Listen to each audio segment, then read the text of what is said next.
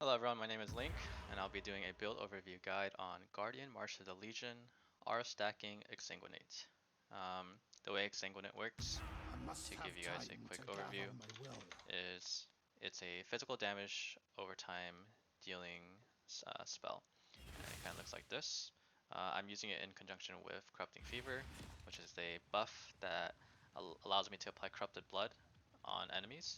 I also use Reap while I'm waiting for my Exsanguinate Unleash charges to stack up. This is a March build, March of Legion build, which basically allows me to convert aura gems into skills that I can press. So instead of normally reserving them like normal auras, I can press Malevolence, and you can see that I get the buff. So I'm pressing Zealotry, Haste, and Grace. And you can see here that I effectively get the buff as if I have it reserved. But in this case, I'm not really reserving it. So this boot, these pair of boots are giving me 4 auras, which is pretty busted, I would say. I'm gonna do a quick map of Maze to show you guys how the build plays out. This is definitely not your typical one button build because I do have to press all my flasks and repeatedly turn on my auras every now and then while I map. But honestly, the playstyle isn't too bad because you can kind of brain dead, press your map or press your skills. You don't have to think about it too much because they last a long time, and you don't really need them on like permanently because they're not really, they don't have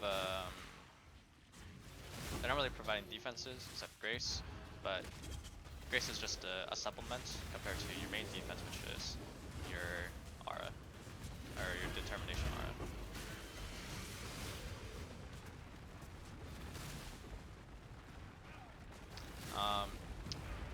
The skills has been really a treat to play with, surprisingly. I wasn't really expecting how much fun I would have when I first started playing this build.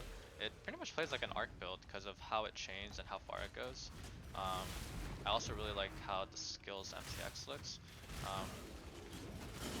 Definitely visually pleasing, and in my opinion, looks better than um, the original skill itself.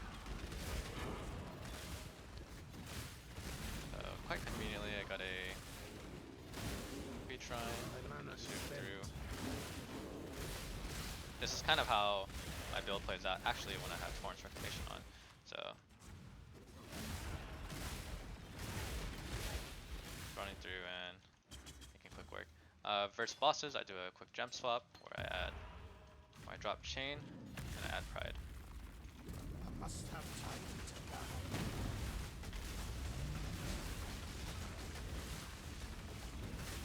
So I can just kind of stand here and face it again. Cool. And that was Minotaur. So to show you guys, okay, to go into skills, let's talk about the skills itself. So our main skill is going to be Exsanguinate. This skill is a damage over time dealing spell. You can see on the line itself, modifiers to spell damage apply to the skill's damage over time effect. So we scale spell damage and we can scale up the damage over time multiplier, or the damage over time effect.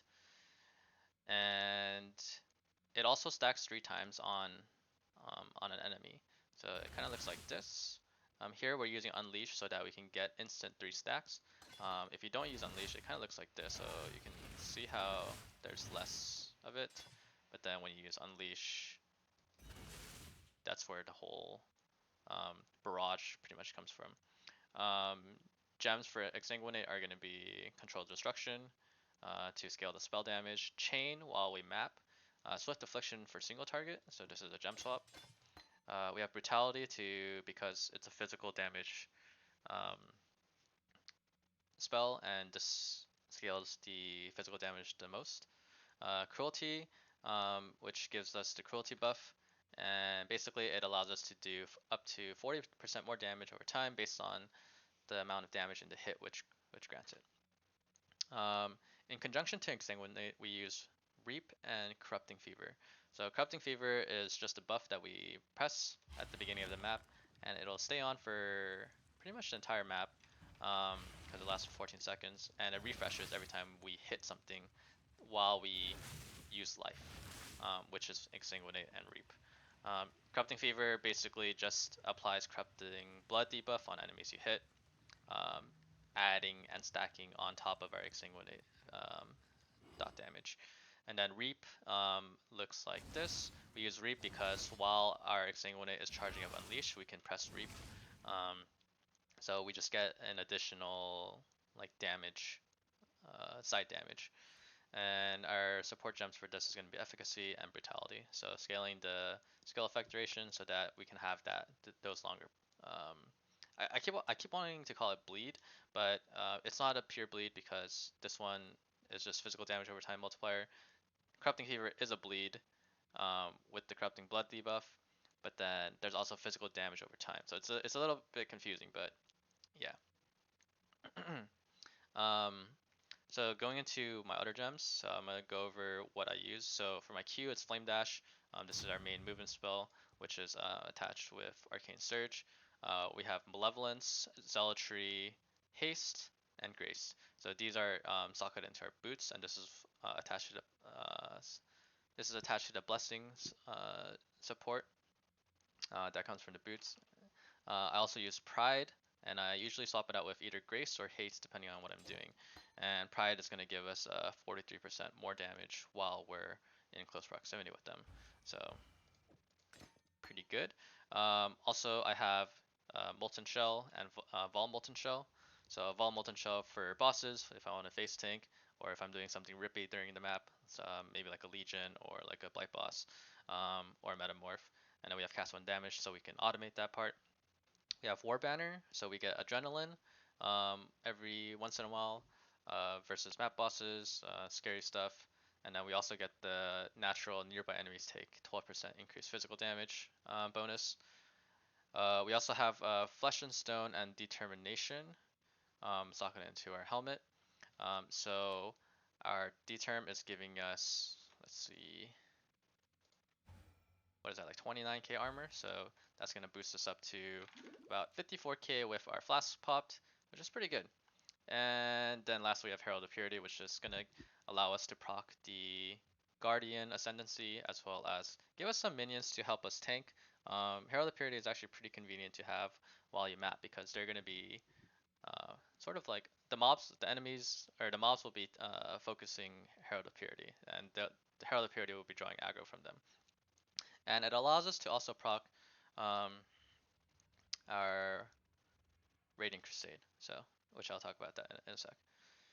So that's pretty much the majority of skill gems. And let's see, going into items. So the main key items is going to be March of the Legion, and well, because this is an aura stacking build, and we kind of bypass the whole old previous iterations of aura stacking, which is to just reserve all these mana auras um, using mana reservation techniques. Instead of that, we just bypass it by using March. So now we're just pressing for auras, as I've repeatedly said before. So obviously this is the key key component, because this is how and what makes our build function. So Malevolence, Pride, and Zealotry are going to give us around, like, I want to say like almost like 70% more damage or something like that, maybe 80%. So quite a big deal.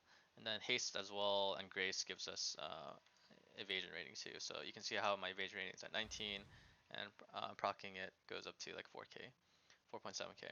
So it's not the greatest, but in this case my Grace is only level 12 as well, and I don't have a Jade Flask, which I could add potentially, and I can even swap out War Banner for Defiance Banner to scale up that evasion higher. But remember, my main form of defense in this on this build is going to be my Determination. So going into other items, my weapon is just a standard Cold Iron Point, and the way we scale our Exsanguinate damage is a bunch of plus skill gems. So you'll notice a common trend as I go through this. So we have +3 to all physical spell skill gems here. Our amulet is going to be a +2 AMI with physical damage over time multiplier, so that's going to make our Exsanguinate do fat damage. Our our chest is going to be an awakened orbed, increased aura effect from Redeemer, and active skill gems from Shaper.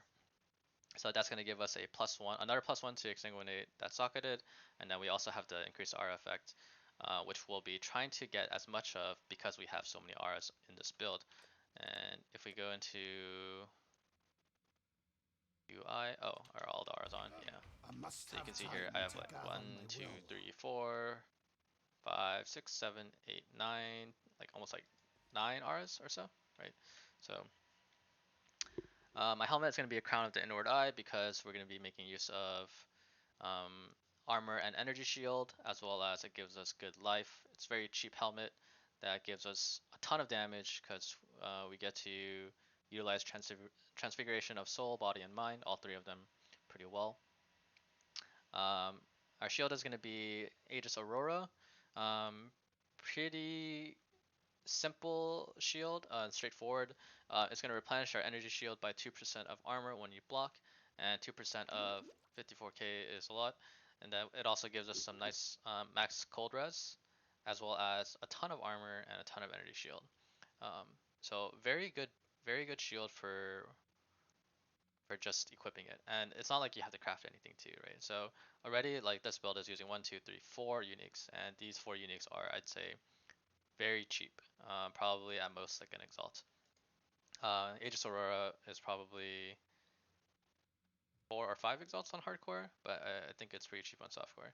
So definitely not out of the realm of expensive because these, you don't even need Aegis Aurora to have this build functioning. You only need March and Cold Iron Point. My rings is going to be standard curse ring, which is Poacher's Mark. Poacher's Mark helps us scale the damage. It's the best curse in this case. My left ring is a fractured ring with life and damage over time multiplier. And then my belt is just life, and actually I have Enduring Cry from it, which allows me to automate Enduring Cry conveniently.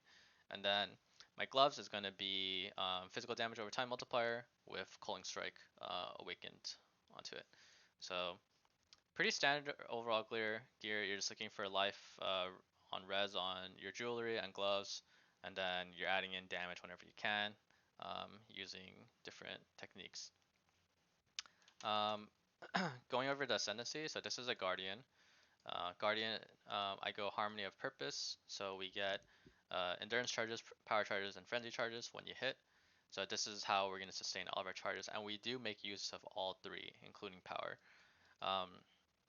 We get Time of Need, so we become effectively curse immune, and we also gain a source of regeneration, because this build has no life regen except for when you kill enemies. And life regen is pretty important versus bossing, as degens are a huge part of most bosses in different phases. Also, being curse immune is so nice. It lets you run so many different maps without having them bricked. LA weakness doesn't matter. When you get cursed, conductivity, etc. Like all those you can just ignore. And more importantly, it frees up a flask slot too. Radiant Crusade, which gives us 20% more res, and as we are using 4 uniques, it is a bit hard to get res. Although conveniently these 2 items do give res, you're missing what, like potential like 80 more res on both of those items. So this Ascendancy point is actually quite a good blessing for that res stat line. And now also when you have 5 nearby allies, you get Onslaught. So that's pretty nice with Herald of Purity during bossing. And then when you have at least 1 nearby ally, you get 10% more damage. Also, we have Bastion of Hope, and Bastion of Hope is another form of our defense layer. So we get permanent block. So you can see our chance to block damage is 176%, and then if we cast a spell, we go to 72%. So this build is pretty much block capped, and being block capped is pretty good, and it synergizes well with Aegis Aurora, which means that we're constantly regenerating 2% of our armor. So pretty solid defensive layer. Going over our skill tree and passive tree. So we start from Guardian and we spec into basically as much life as possible and physical damage over time skill nodes as possible. So here we go into common stamina, which gives us armor. We get this node, Veteran Soldier, which gives us physical damage over time multiplier. Get the mastery. We spec in Unnatural Instinct here, so we get all the bonuses of skill effect, duration, area effect, cast speed, life, and phys damage. So a very good one pointer. If you don't have an Unnatural Instinct, then you can just spec these 4 nodes. Having skill duration is nice because of how the March mechanic works. Whenever you click on a aura, it's going to last 20 seconds, and the more skill effect duration you have, then the longer the aura lasts, and the less you have to press it. One thing to note is that the pressing of the aura itself, so it also scales off cast speed. So having more cast speed will mean that you're like stuck in place less longer. We can get Iron Will here, so strength damage applies to all spell damage. Grab Constitution Life Wheel, grab Heart of the Warrior for life, grab Sanctuary for block, Glancing Blows for getting the double block, and this is how we're going to cap our spell block. More life, damage, more life, damage over time, and then we grab Call to Arms because we have Enduring Cry from our belt, and we can just kind of automate and grab more extra life regen passively without really having to think about it. And then the next two is that we're going to have two large clusters. So the large cluster is going to be giving you spell block, and you can see 4% chance to block spell damage and then 6% chance to block spell damage. So that's 20% spell block from each cluster. And then our jewels is just going to be standard life with fizz.multi. We grab Divine Shield. Divine Shield gives us basically more energy shield regen, and we do have quite a bit. Grab more life.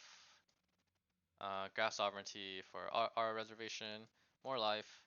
Damage over time. And a large cluster. So you can see it's like the build is pretty straightforward. You're just speccing into life and getting as much physical damage over time multiplier as possible, and you're getting it from every source. So that's coming from your gloves, your ring, and your amulet. So when it comes to gearing, it's a fairly straightforward process. There's no weird trick to it. You just have your spell, and then you're trying to scale as much gem levels as you can, and then you're scaling the physical damage over time multiplier as much as you can. So and it's not as tedious as like trying to calculate it with other builds, for example, that might use like Trinity, that might use like conversion builds, or elemental conversion. Other builds that use crit maybe, where you're trying to stack as much flat damage as possible and then scale it with crit from different ways. I'd say this build is pretty straightforward when it comes to that. And lastly, to talk about my Militant Faith. I use Inner Conviction, which converts the way power charges work. So 3% more spell damage per power charge.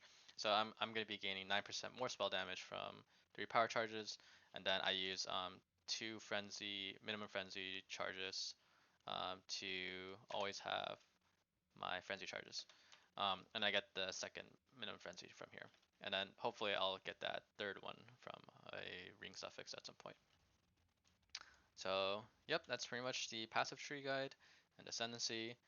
Pantheons I'll be using Brine Kings because I'm not purely stun immune, and I don't have ailment immunity, so I get my cannot be frozen from here, and then I use Garukan for reduced effective shock in conjunction with my ring to get reduced effective shock. So okay, with the passive tree done, I'd like to talk more about the defensive layers of this build. So what makes this build so good and what makes this build so good for bossing, and for hardcore.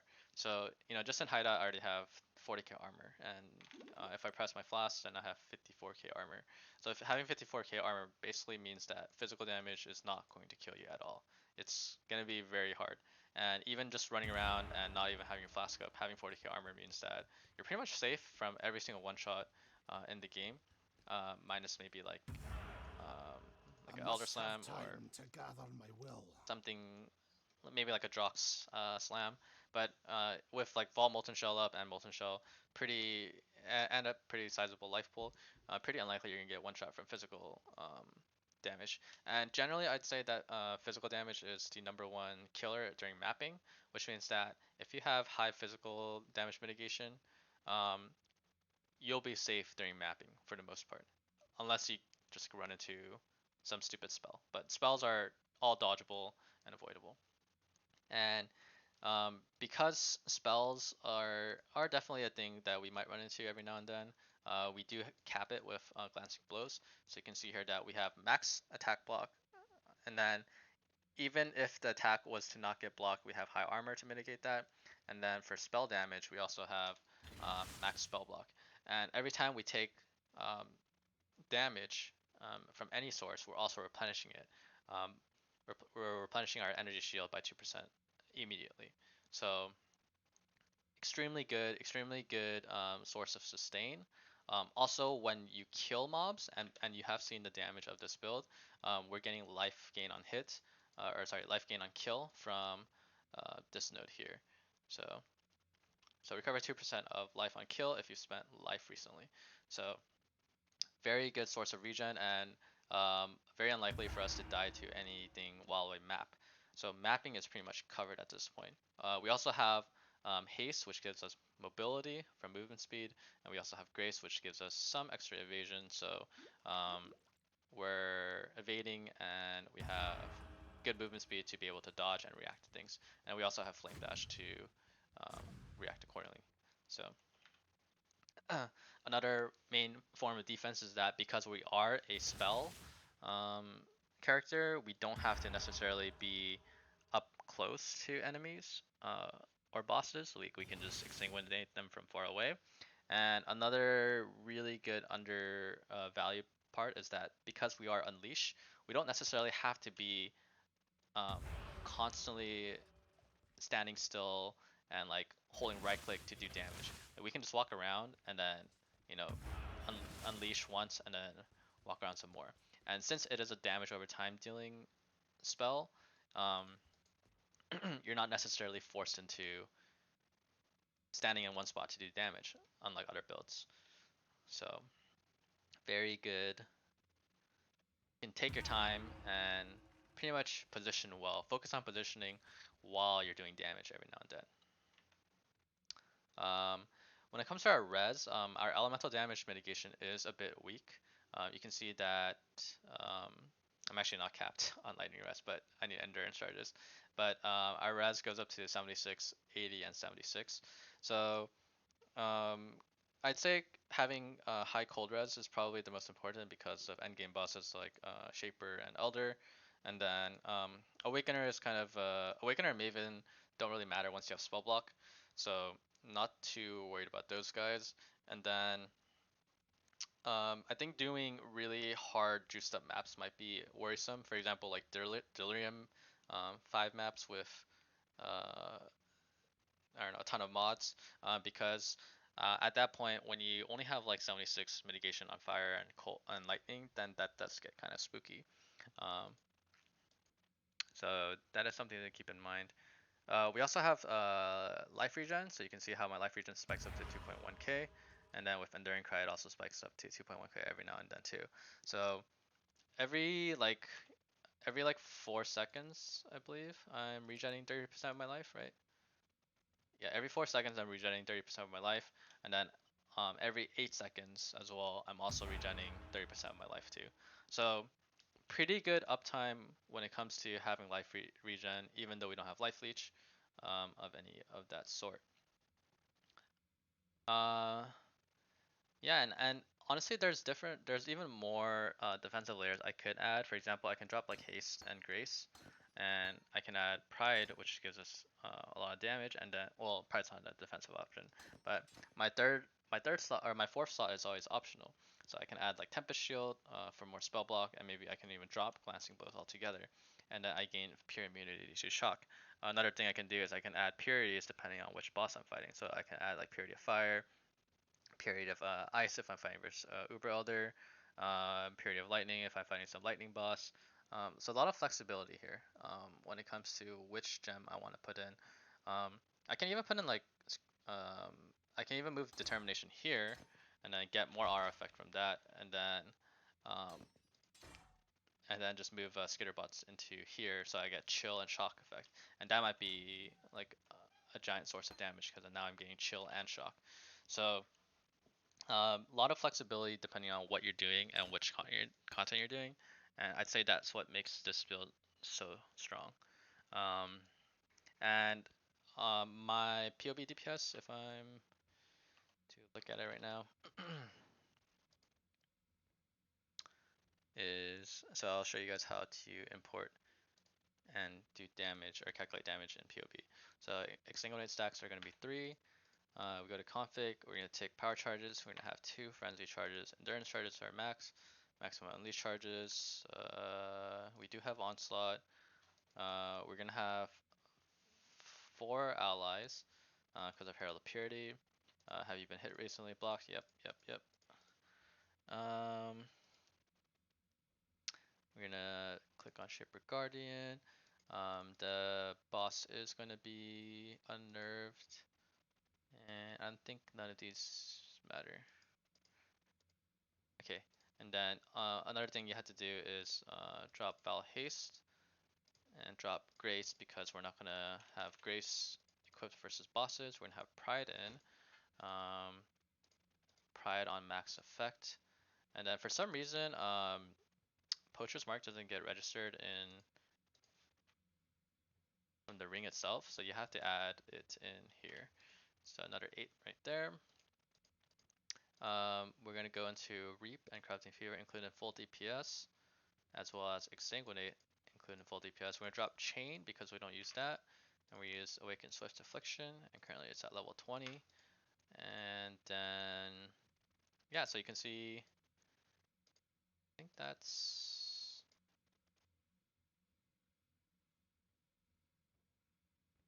looks correct. Molten Shell. Anything else I'm missing? Nope, looks like I'm, and then turn all these on. So yeah, currently my DPS is around 5.6 million. No, yeah, 5.6 million.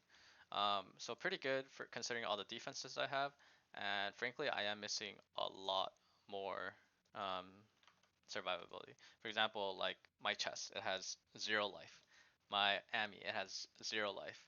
My gloves, it could have. My gloves have a good amount of life, but and even my ring itself, like it could be a Vermilion ring, and it could have T1 life. My ring is missing. My right ring is missing like 20 life, so my life can go a lot higher. So to show you guys an example of how much more damage and how much more min max I can get, I'm just gonna quickly put in all the stuff um, for this build. So Astral Plate, it's gonna, and I would like to say that this is all doable. Like you can have an 85 life chest with a multi-modded life as extra ES.